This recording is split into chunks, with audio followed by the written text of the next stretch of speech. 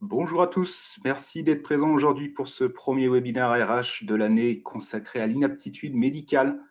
On en profite pour vous souhaiter nos meilleurs voeux pour cette année 2022.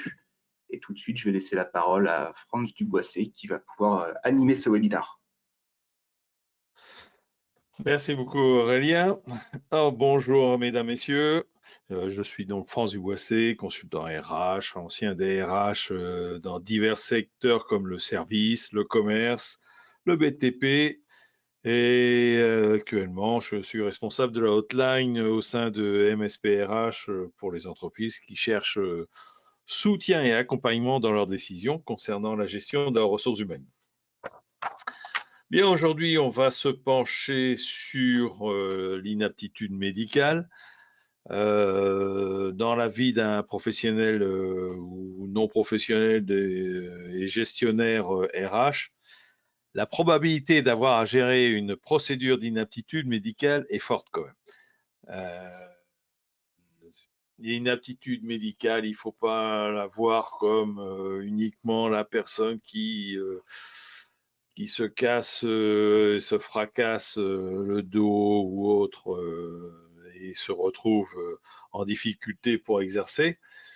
C'est aussi toutes les suites au burn-out, stress, dépression et autres sur lesquels on a maintenant beaucoup de cas. Donc cet exercice de la profession est particulièrement délicat. Hein. Il nécessite que la procédure soit parfaitement maîtrisée. Alors pour cela, nous envisagerons les circonstances amenant la déclaration d'une inaptitude médicale par le médecin du travail, puis nous étudierons l'obligation de reclassement qui pèse sur l'employeur et toute la procédure à suivre et les petites choses qui s'accrochent à ceci. Donc, première question, est-ce qu'il y a une différence entre l'inaptitude?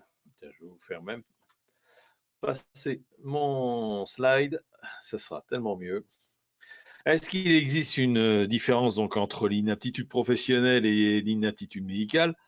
Ah bah oui, elle est même assez énorme. Parce qu'il faut être extrêmement précis dans les termes. Hein, et ici, nous n'envisagerons évidemment que l'inaptitude médicale. L'inaptitude professionnelle n'a rien de médical.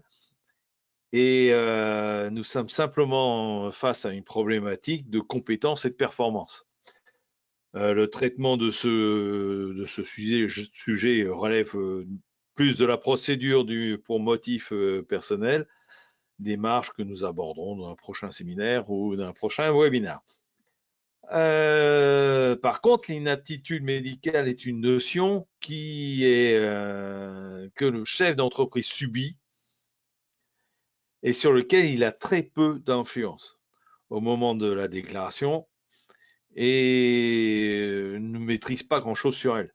La déclaration d'inaptitude médicale est du ressort du seul corps médical. Personne ne peut déclarer quelqu'un d'inapte médicalement autre que le médecin du travail. Cette exclusivité, on la retrouve même dans la contestation de l'acte lui-même. C'est extrêmement restrictif.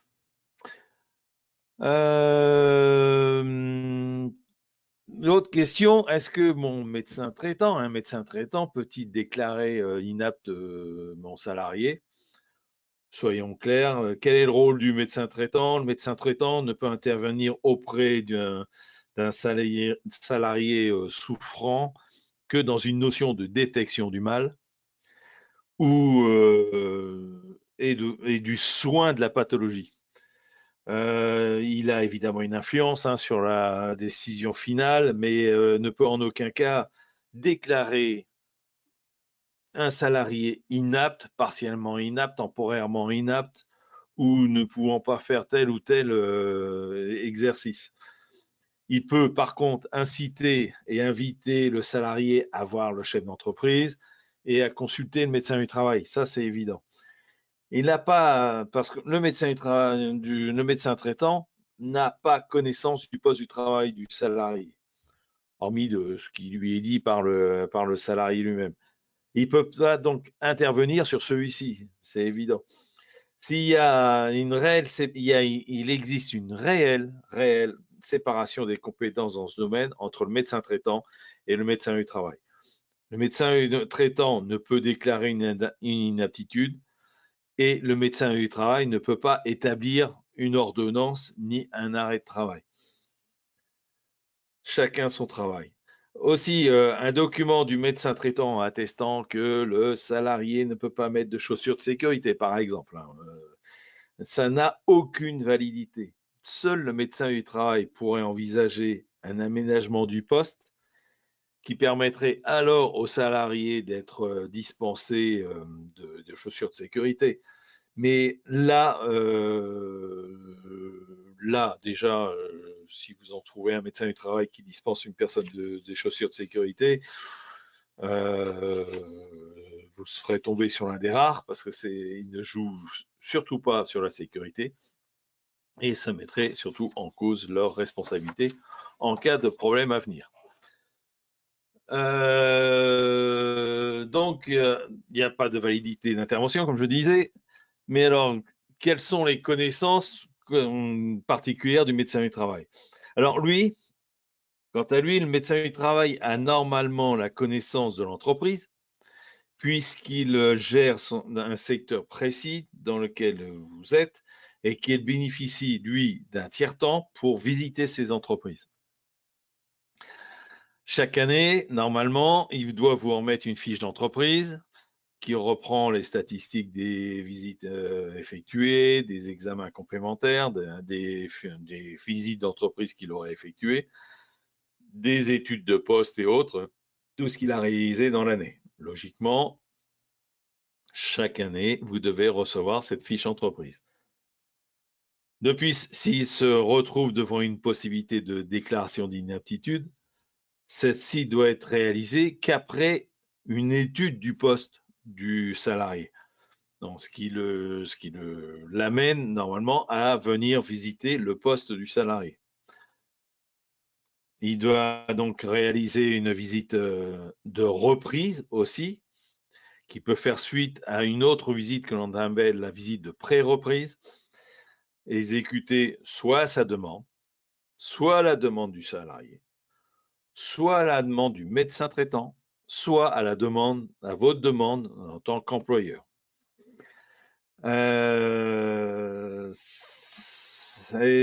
C'est une visite extrêmement importante, obligatoire dans la démarche, hein, c'est évident, mais extrêmement importante parce que c'est une visite qui va déterminer si votre salarié est en capacité de reprendre son job dans les mêmes conditions que auparavant, avant sa maladie, son accident de travail ou sa maladie professionnelle, ou si le poste doit évoluer, si son métier doit évoluer.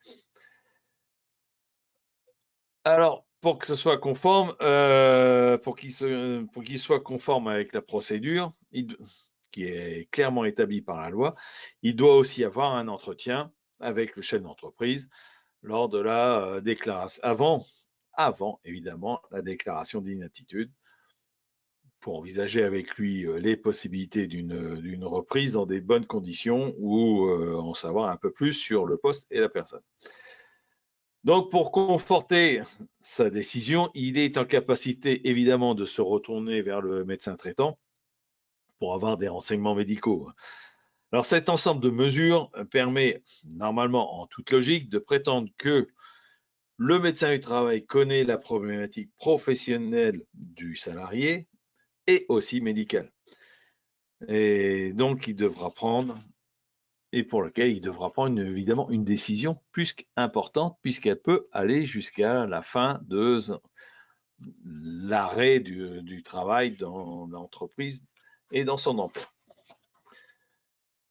Mais alors, une fois que l'on retrouve, on se retrouve face à un avis d'inaptitude médicale, qu'est-ce qu'on doit en faire de cet avis?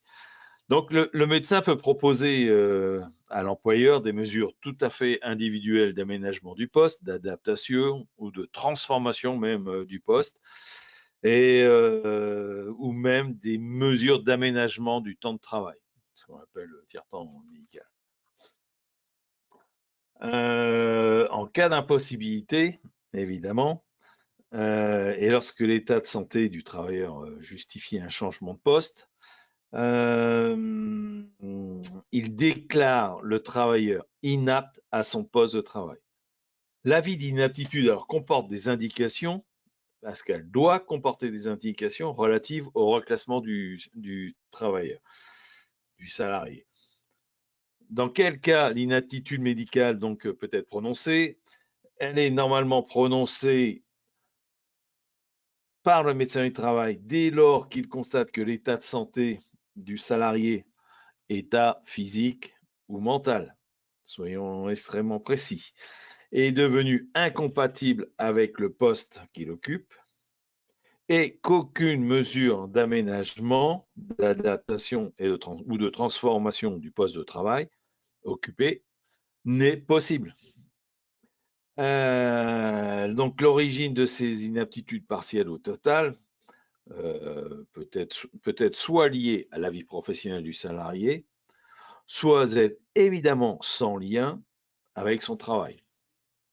Dans le cadre évidemment d'une maladie, ça n'a pas obligatoirement et n'a pas de rapport avec le travail. C'est pas pour ça qu'il ne déclarera pas inapte la personne. Sur cet avis, évidemment, il apparaîtra le besoin ou non d'une seconde visite. Cette seconde visite doit être faite dans les 15 jours. Et si l'état de santé le nécessite, l'avis sera prononcé dès la première visite. Dans ce cas, l'inaptitude s'opère dès sa réception. Et là, c'est important pour les délais que l'on verra après. Il est important d'en prendre connaissance et de bien étudier le document parce que tout se déclenche à partir de la réception de ce document. Enfin, l'avis fera apparaître évidemment ou non soit une obligation de recherche de reclassement, soit une préconisation de formation pour amener le salarié vers un autre poste de l'entreprise. C'est là où l'entretien préalable avec le chef d'entreprise est extrêmement important. C'est là où tout est étudié en fin de compte, si c'est possible, si c'est pas possible. La date de réception donc de cet avis est extrêmement importante puisqu'elle est le démarrage du délai d'un mois pendant lequel le salarié est sans rémunération et ce délai, une fois passé, verra la reprise des rémunérations dans les mêmes termes que précédemment. Donc, c'est excessivement important d'être vigilant dès l'arrivée, dès la réception de cet avis. Alors, évidemment, est-ce que je peux contester l'avis d'aptitude médicale? Bon, oui, l'article L 40624-7 du Code du travail le prévoit. Hein. Il prévoit que le recours contre les avis rendus par le médecin du travail sont à exercer devant le Conseil des prud'hommes,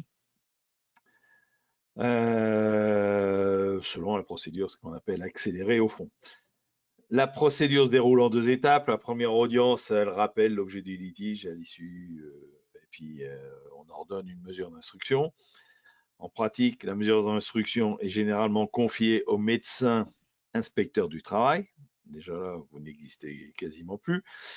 Et le CPH, le Conseil des prud'hommes, n'ayant pas l'expertise évidemment nécessaire en matière médicale, puisque je rappelle, les représentants les membres du Conseil des prud'hommes sont des patrons élus et des syndicalistes élus, des salariés syndicalistes élus. La seconde audience, elle, après le dépôt du rapport d'expertise, statuant sur le litige au fond, étant précisé que la décision du CPH va se substituer à l'avis médical initial. S'ils reviennent sur cette inaptitude, cela vaudra, ça sera supérieur à la décision du médecin du travail. Sachant en plus que le médecin du travail qui a donné cet avis ne fait pas partie du litige, n'est pas partie au litige. C'est-à-dire, il ne pourra jamais intervenir. La contestation de l'avis peut être exercée par le salarié aussi, évidemment, ou l'employeur, mais tout ça dans un délai de 15 jours à compter de la notification. Vous dire qu'il n'y a pas beaucoup de temps pour réfléchir. Mais cela s'explique aussi par l'urgence de la situation qui est de déterminer si le salarié peut ou ne peut pas travailler. La contestation elle-même, elle porte sur l'avis, mais aussi sur les propositions faites et sur les conclusions écrites ou indications qui ont été émises par le médecin du travail et qui reposent sur des éléments de nature médicale. Donc, le salarié ou l'employeur peut contester l'avis médical, l'avis d'aptitude ou d'inaptitude, les aménagements de poste, le temps de travail recommandé par le médecin du travail, ou, comme je disais, ou l'avis d'inaptitude. Bon, la Cour de cassation dernièrement et l'administration doit porter sur l'avis, dit que la contestation doit porter sur l'avis du médecin du travail.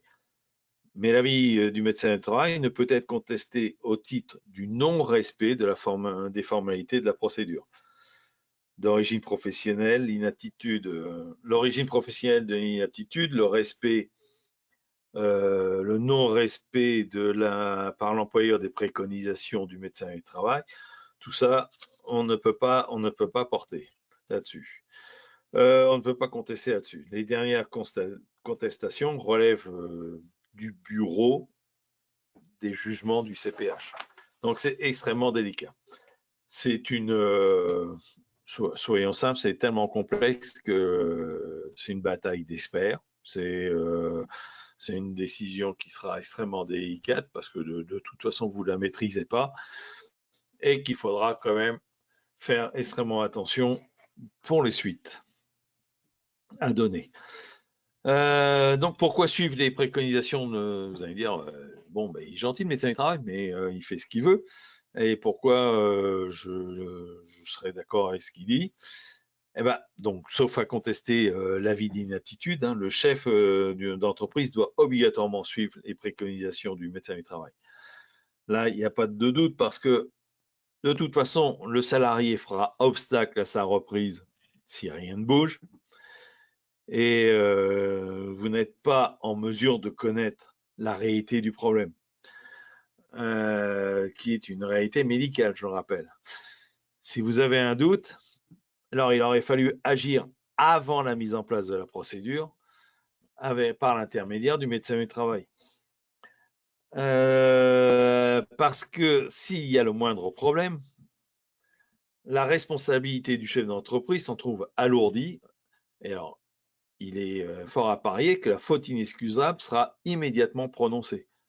Imaginez si vous pensiez que votre salarié n'était absolument pas en burn-out, par exemple, et faute de suivi des préconisations que le médecin du travail vous a données, celui-ci se tente ou se suicide. À votre avis, quelle sera l'attitude du conjoint, de la famille, mais aussi de l'ensemble des salariés de l'entreprise? Enfin, on suit les préconisations du médecin du travail parce qu'en la présence d'un salarié en lutte contre son chef d'entreprise n'est que très rarement, mais alors très très très rarement, facteur de rentabilité. Soyons clairs, faites le nécessaire dans la mesure de vos possibilités. Si rien n'est possible, allez au terme de la logique de la procédure et prenez la responsabilité de la séparation. C'est la seule solution qui puisse être à votre mesure. Alors, quelle est cette fameuse procédure en cas d'avis d'inaptitude médicale? Donc, la procédure à suivre dans ce domaine doit être suivie très rigoureusement, faute de quoi la contestation sera d'autant plus simple que nous touchons ici à la santé. Donc, elle aura toujours un œil bienveillant de la part du Conseil des prud'hommes. Donc, à la suite d'un long arrêt de travail, c'est-à-dire plus de 3 mois, ou d'un accident de travail avec un arrêt d'1 mois, vous devez effectuer une visite de reprise pour votre salarié.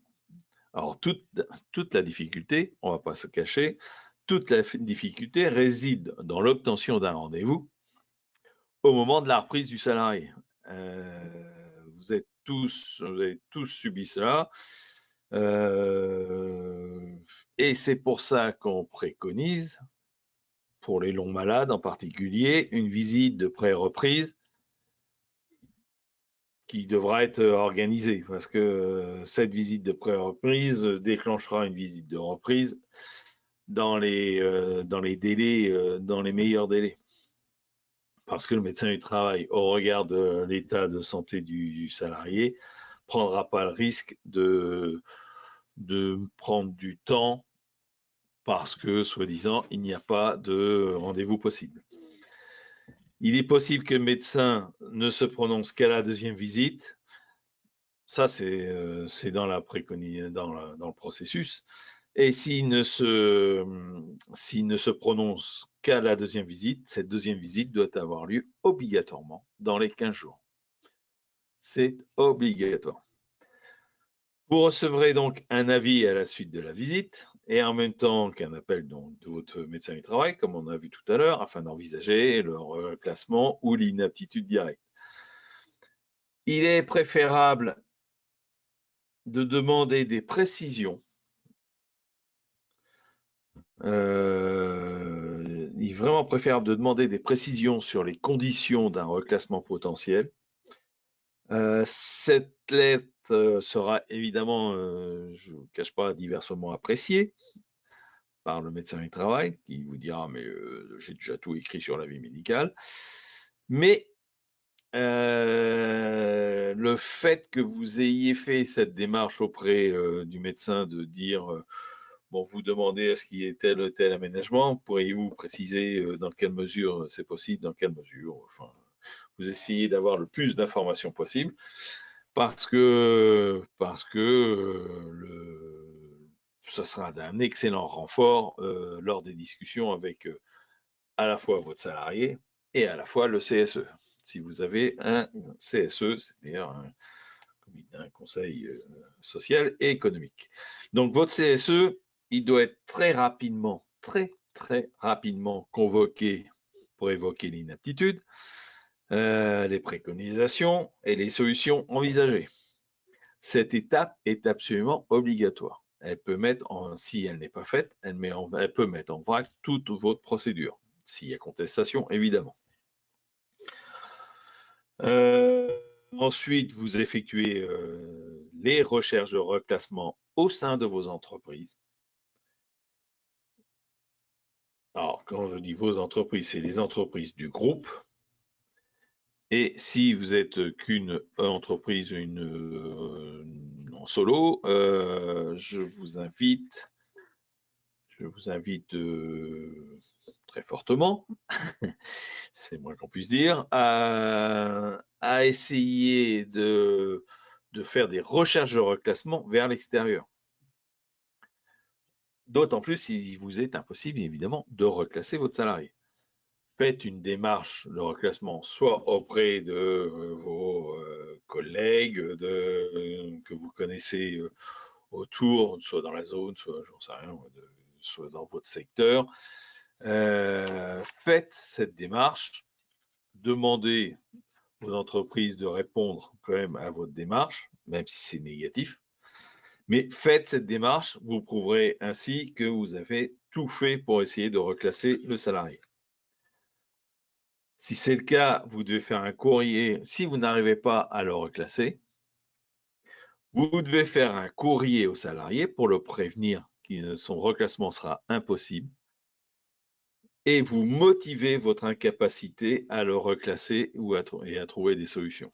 Il faudra faire ce courrier et le motiver. Vous mettez alors, une fois que tout ça est fait, vous mettez alors évidemment la procédure classique de licenciement, c'est-à-dire convocation, entretien, notification. Votre motif de licenciement sera licenciement suite à déclaration d'inaptitude médicale par la médecine du travail avec impossibilité de reclassement. Parce que votre motif n'est pas l'inaptitude, votre motif est votre impossibilité et incapacité à reclasser le salarié. De ce fait, la fin de contrat, elle se fera à réception ou à notification de la lettre de licenciement. Donc, vous avez, je le rappelle, et comme vous voyez sur le schéma, 1 mois pour faire toute cette démarche.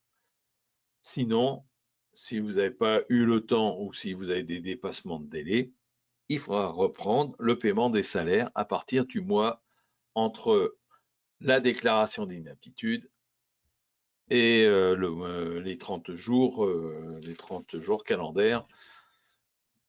Au-delà de ça, il faudra reprendre l'ensemble des salaires.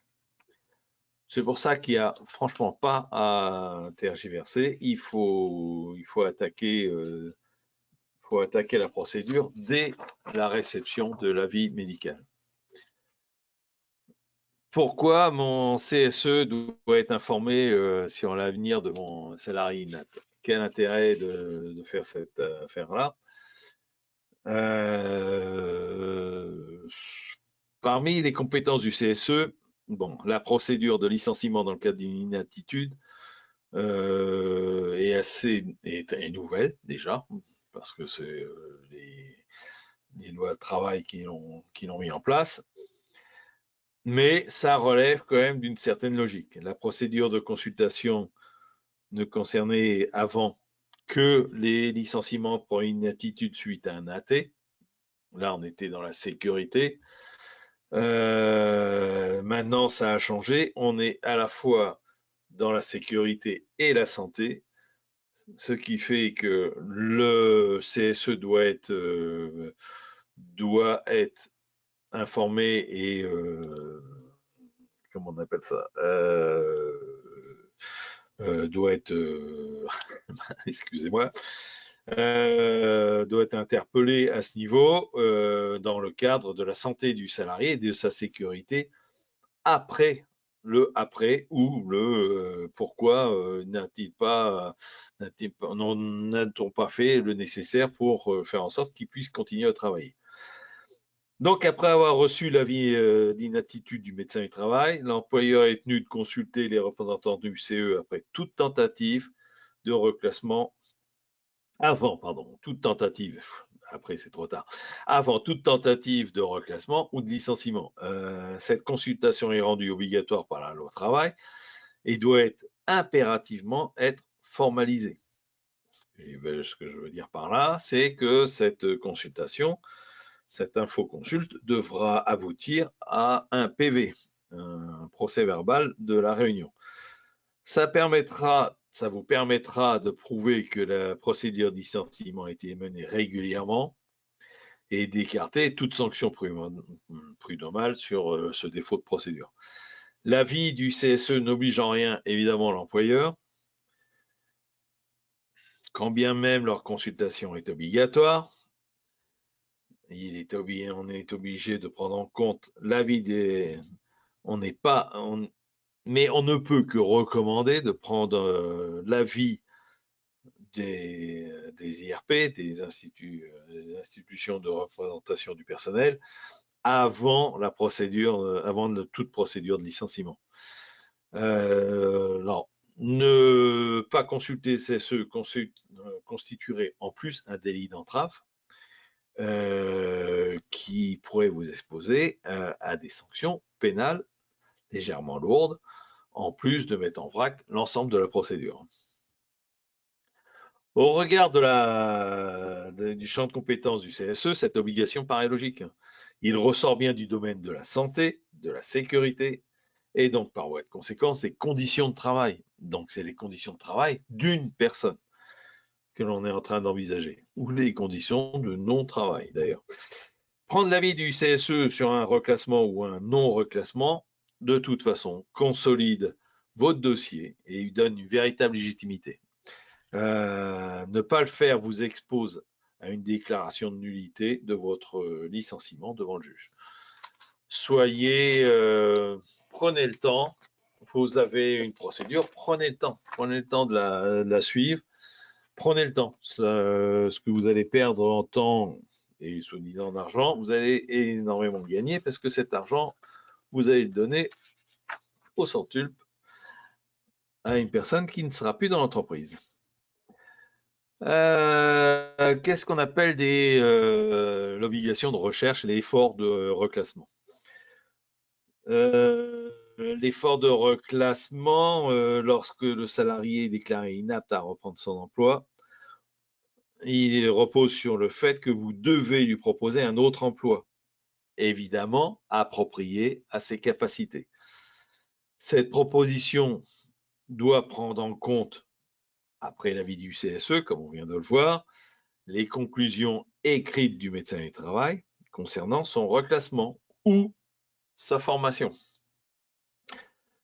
La recherche des possibilités de reclassement du salarié s'apprécie donc au sein de l'entreprise, ça c'est normal, ou des entreprises du groupe auquel elle appartient, avec évidemment le cas échéant situé sur le territoire national et dont l'organisation, les activités ou le lieu d'exploitation assure la possibilité de permutation de tout partie du personnel.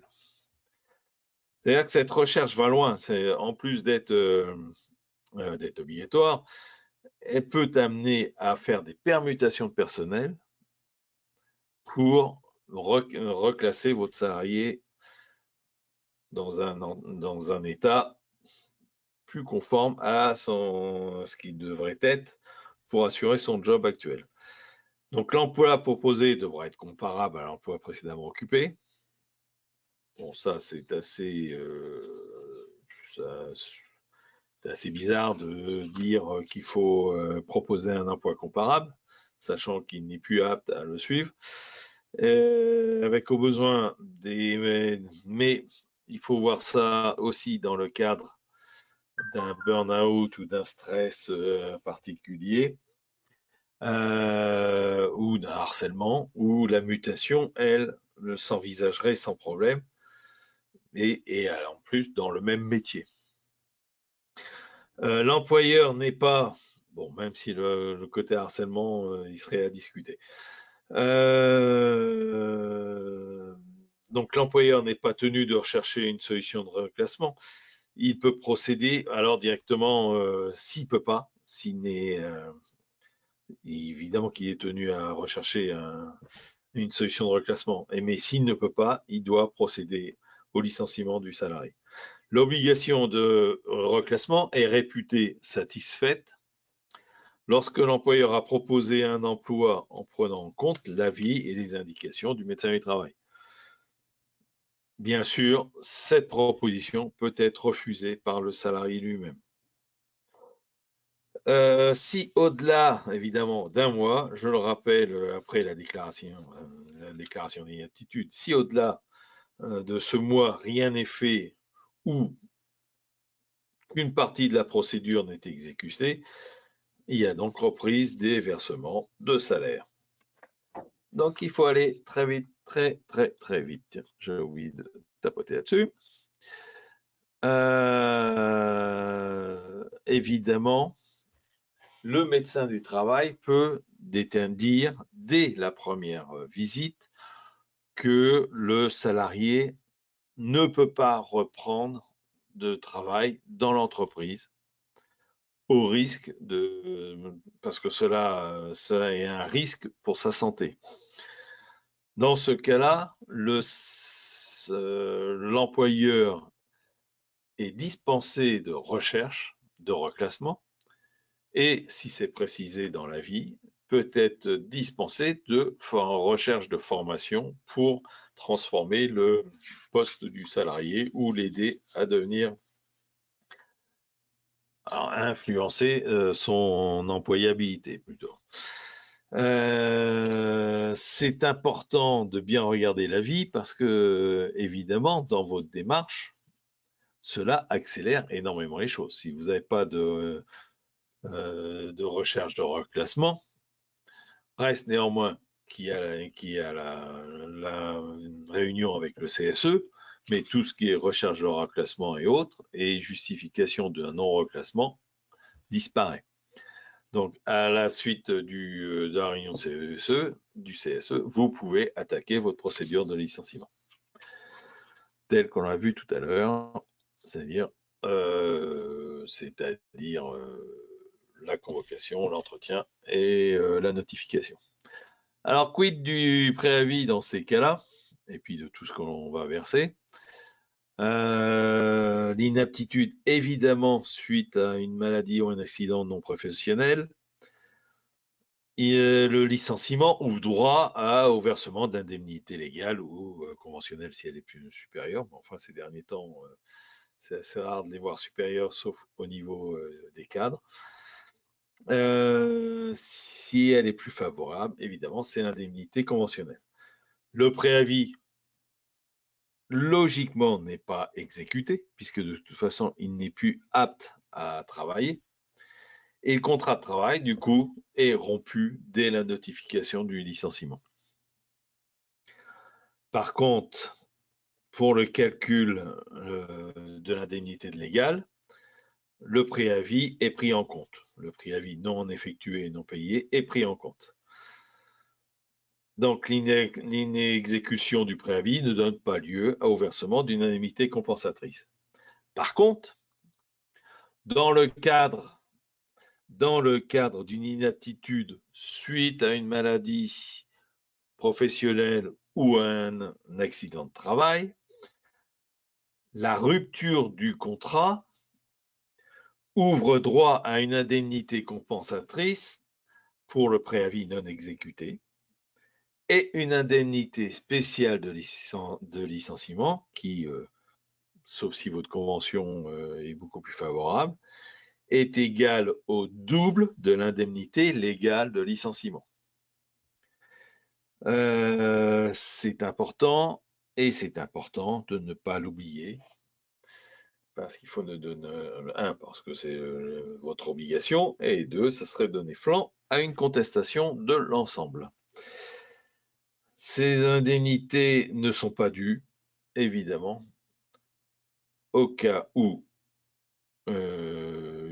l'employeur établit, donc vous établissez que le refus du salarié du reclassement qui lui a été proposé est abusif. C'est excessivement important. C'est je suis inapte au travail parce que j'ai eu un accident de vie privée ou une maladie. J'ai une indemnité légale de licenciement. Je n'ai pas de préavis. Mon inaptitude fait suite à une maladie professionnelle ou à un accident du travail.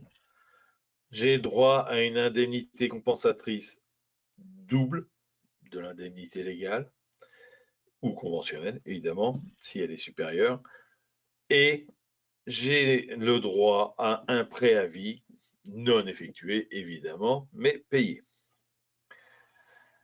Voilà pour ce qu'il en est de l'inaptitude médicale. C'est un problème un petit peu délicat à gérer dans l'entreprise, sur lesquels, si avant c'était fut un temps, c'était un problème qui n'était pas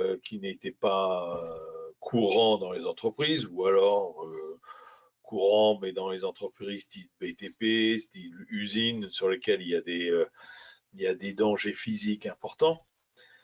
Dorénavant, avec le développement des maladies liées au stress, burn-out et autres, cela touche une autre population et toute la population.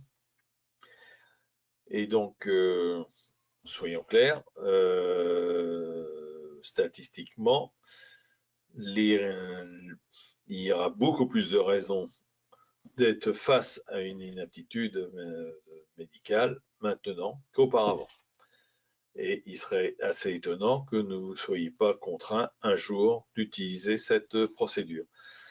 Je rappelle, procédure extrêmement délicate, très normée, suivez la norme, faites ce qu'on vous demande, c'est-à-dire faites des recherches, impliquez le médecin du travail, impliquez votre CSE, impliquez votre salarié évidemment par les courriers.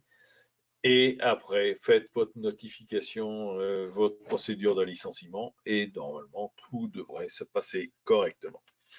Voilà ce qu'il y a à dire sur l'inaptitude médicale. Je vous rappelle que nous sommes tout à fait à votre disposition si vous avez des problèmes de ce type à résoudre et si vous cherchez un soutien. Vous savez que dans le cadre de votre CSP, il est possible de nous appeler et de prendre contact pour ce sujet-là ou d'autres sujets concernant la gestion de votre personnel. Notre prochain webinaire, nous le ferons le 15 février 2022, a priori vers 11 h, et nous nous interrogerons sur le planning de congés payés. Bah oui, je sais, c'est loin. C'est loin, mais la procédure de mise en place du planning de congés payés démarre dès le mois de février. Et vous verrez pourquoi. Et d'autant plus si vous voulez imposer des dates de départ. Je vous recommande chaudement de suivre ce webinaire parce qu'il y a quelques petites procédures et petites choses à suivre correctement pour que tout se passe correctement dans votre entreprise. Je suis à votre disposition si vous avez des questions. Vraiment, je suis à votre écoute et soit par interpellation au niveau du micro, soit par le chat. Et je vous répondrai avec plaisir. Et si ce n'est pas le cas, eh bien, je vous remercie de m'avoir écouté et je vous souhaite une excellente journée et au mois prochain, si vous le voulez bien. Merci beaucoup pour votre attention et à bientôt.